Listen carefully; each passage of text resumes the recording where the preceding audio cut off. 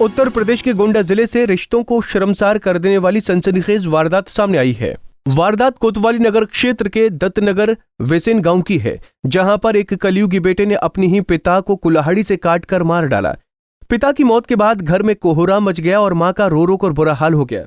दरअसल पिता का कसूर सिर्फ इतना था कि उसने अपने प्यारे लाडले की पैसों की डिमांड को पूरा नहीं किया था।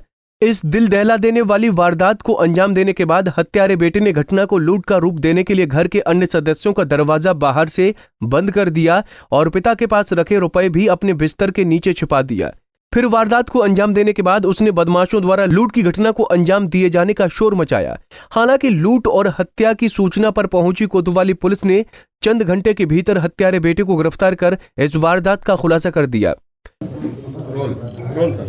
और बीती रात थाना कोतवाली क्षेत्र के दत्तनगर विसेन गांव से एक सूचना प्राप्त हुई कि ईश्वरदीन नाम के व्यक्ति, जिनकी उम्र लगभग 62-63 वर्ष थी, उनकी हत्या कर दी गई है। अज्ञात बदमाशों द्वारा हत्या कर दी गई है तथा उनके कमरे से कैश बदमाश लेके भाग गए हैं। प्राप्त सूचना पे तत्काल पुलिस टीम मौके पे पहुंची और जब इसकी छानबीन की गई तो पता चला कि जो सूचना दी गई थी वो पूरी तरह से सही नहीं थी।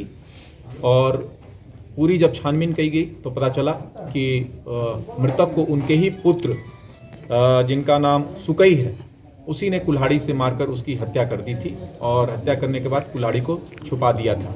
और जिस रुपए के लूटे जाने की सूचना दी गई थी वो कैश भी जो आरोपी है उसके कमरे से बरामद हो गया।